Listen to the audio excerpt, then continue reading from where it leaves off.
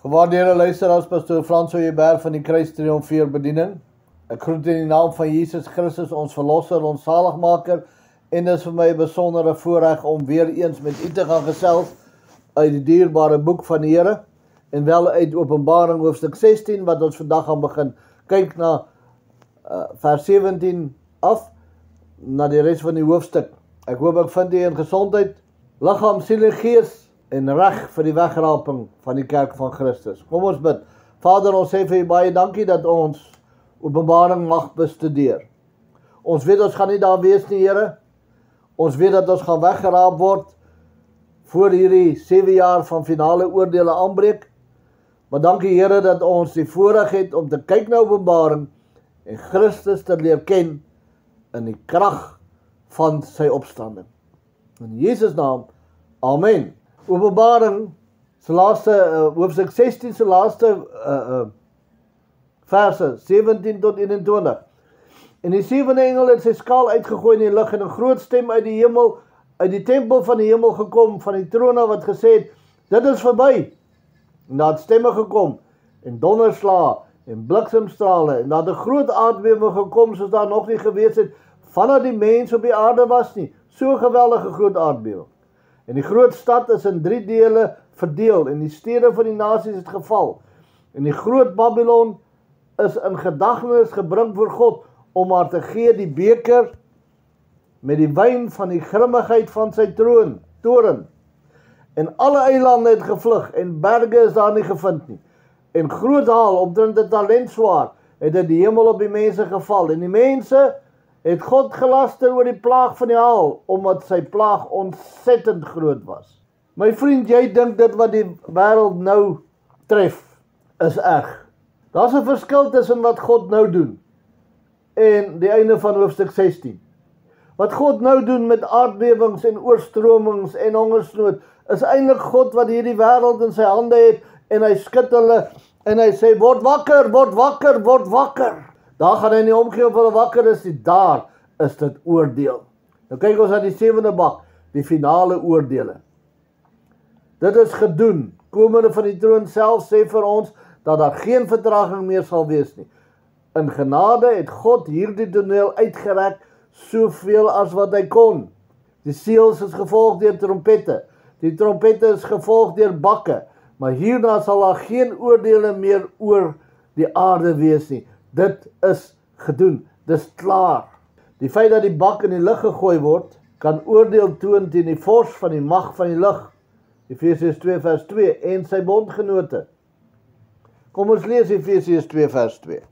Waarin julle tevore gewandel het volgens die loop van die wêreld, volgens die owerste van die mag van die lig, van die gees wat nou in die kinders van ongehoorsaamheid werk. Nou sê jy vir my, maar is dit nie dat hulle is uit die lig uitgegooi en hulle loop op aarde rond? Ja, dis waar, maar daar is nog van hulle wat in die lig is. En dit kan wees dat die oordeel teen die vors van die lig en sy bondgenote die lig insluit. In hierdie finale oordeele skud God die aarde met 'n geweldige aardbewings. Kom ons lees Hebreërs 12:26. Hebreërs 12:26 sê, toe het sy stem die aarde geskud, maar nou het hy beloof en gesê, nog eenmaal laat ek nie alleen die aarde nie, maar ook die hemel bewe.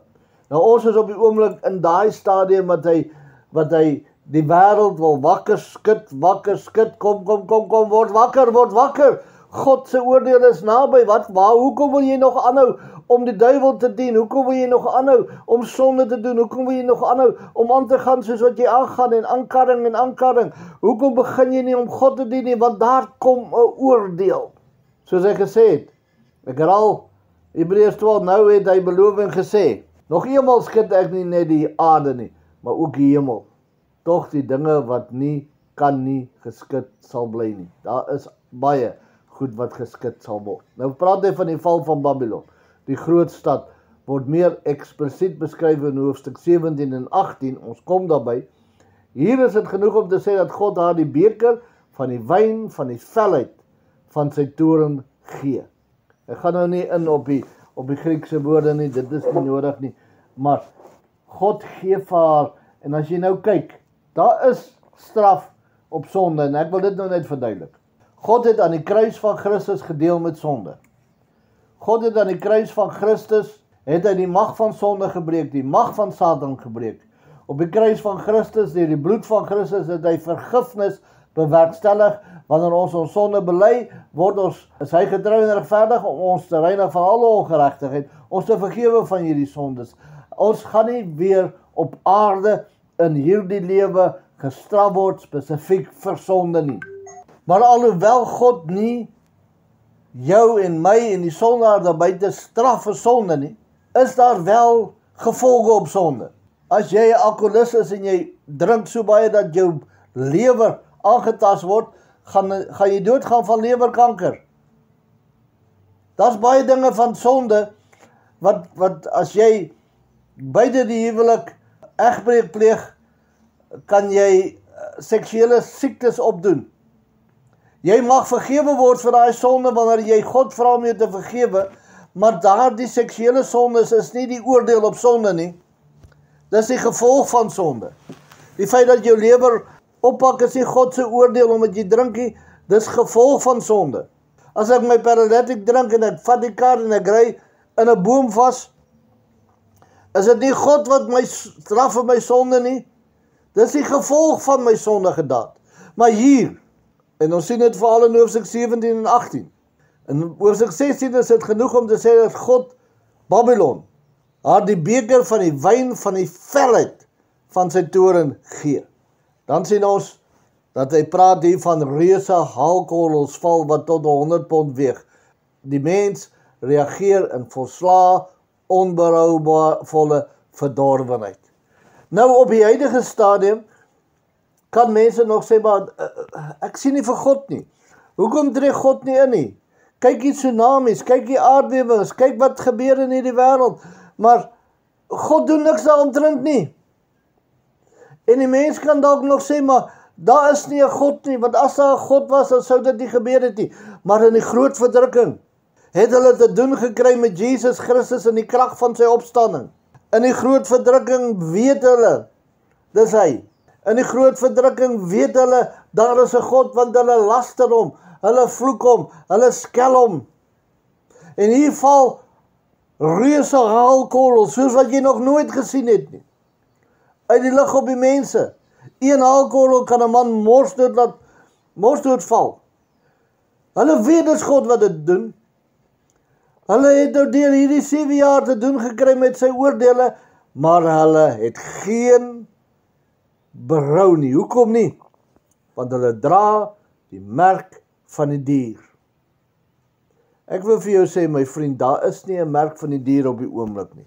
Moenie laat die mense jou kom, ons het daaroor gepraat, moenie laat die mense jou kom ore aansit om te sê die chip is die merk van die dier, of hierdie COVID-inspuiting was die merk van die dier. Hier was 'n pastoor hier by ons wat gesê het, COVID-inspuiting gaan jou DNA verander.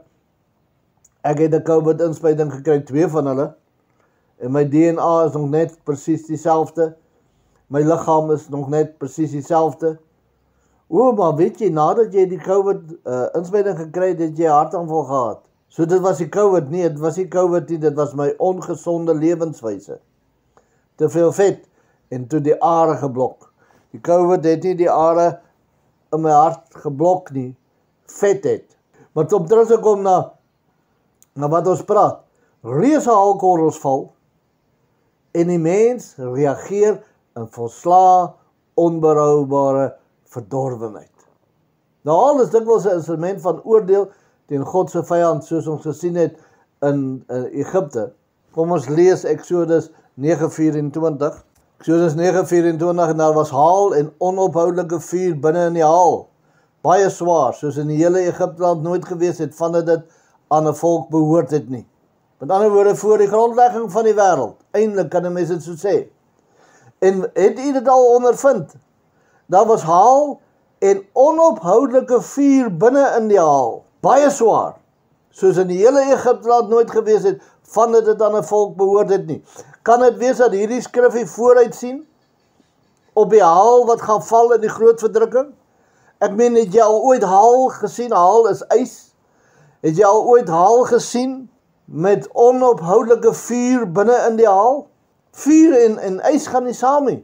Maar God kan in sy oordeele dit saamvoeg. Kom ons kyk na Josua 10 vers 11.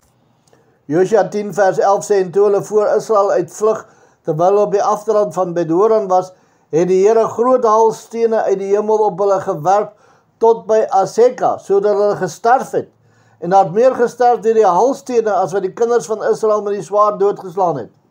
God gebruik haal, en in die groot verdrukking gaan haalstene val met brandende vuur binne in hierdie haalstene, wat God se oordeel op die mens ten volle gaan uitbring. Dis hoekom mense nie wil aanvaar daar's 'n groot verdrukking nie.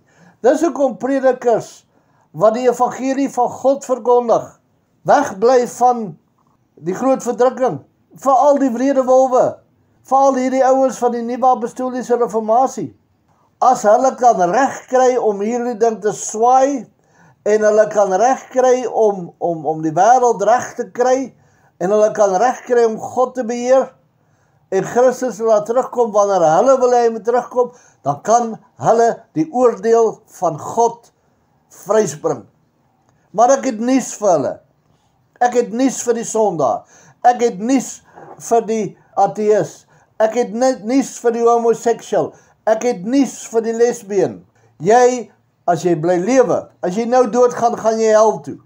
As jy bly lewe, gaan jy deur die hel gaan van die groot verdrukking, en dan gaan jy nogtans hel toe, want die Bybel sê jy gaan jou nie bekeer nie, want jy gaan die merk van die dier vat, en as jy die merk van die dier vat, wat ek net nou gesê het, is nie wat ons nou aanvaar nie, die merk van die dier sal ons eers weet wat het is, wanneer die antichrist dit openbaar, maar wanneer jy die merk vat, is dit tickets, dit is verby, jy kan nie God meer dien nie.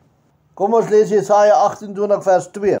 Kyk, die Here het een wat sterk en magtig is soos 'n haalstorm, 'n storm vol verwoesting, soos 'n stortbui van geweldige oorlopende waters, wat in die grond gooi met krag. So ons hoef niks verder te lees nie. God gebruik haal vir oordeel, en haal met onophoudelike vuur binne in vir 'n feller oordeel. In elk van hierdie omstandighede is die haal wat uit die hemel gereën het as 'n instrument van oordeel gebruik, nie as 'n korrektiewe tugtiging van God se eie kinders nie. Soos daar vandag haal val, moenie dink dat God besig is om met jou te praat nie. God praat met jou deur die woord. God wil jou wakker skud deur die woord. Ons kan sê dat Openbaring 16 'n groot hoofstuk is. Dit beskryf groot boosheid, 'n groot stad, groot Babylon. Dit beskryf groot oordeelsinstrumente, groot hitte, groot rivier wat opgedroog het, 'n groot aardbewing, groot haal en groot pla.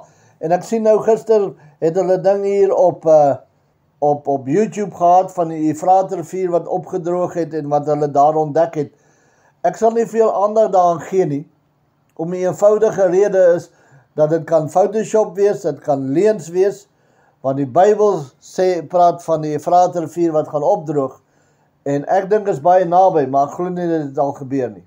Maar ek wil nie daarop ingaan nie, want of hy nou opdroog nou en droog lê vir 20 jaar voor die 200 biljoen duiwels en mense en wat ook al, ons het daaroor gepraat ook, oorkruis om Christus te kom ontmoet in die slag van Armageddon, maak nie saak nie, hy kan nou opgedroog wees, maar gaan nie veel aandag gee nie, moenie nou op hol gejaag word nie. Dit beteken nie, ons is al in die groot verdrukking nie. Beteken net dat die Efraat het opgedroog. Kom ons gaan aan na die groot hoofstuk, beskrywing van 'n groot God, sy groot stem. Hart is dieselfde Griekse woord vir groot, en sy dag van oorwinning. En hier is ons klaar met hoofstuk 16. In die volgende uitgawe gaan ons kyk na Openbaring hoofstuk 17, na die val van godsdienstige Babylon, en dan gaan dinge baie interessant begin raak. Vader, baie dankie dat ons nie in die groot verdrukking sal wees nie. Baie dankie Vader dat ons kan weet, dat ons weet, dat God is in beheer, in totaliteit, en dat God se wil op aarde sal geskied. Ons loof U daarvoor in Jesus naam. Amen. Al wat vir my oorbly om te sê is, gaan en wandelwaardig die roeping waarmee God jou geroep het, en Maranatha, Jesus gaan weer kom. Is jy gereed? Maar as hy vertoeving te kom, mag hy vir ons 'n geleentheid gee om weer te kyk na die woord van die Here. Mag hy met u wees tot ons weer gesels in Jesus naam. Amen.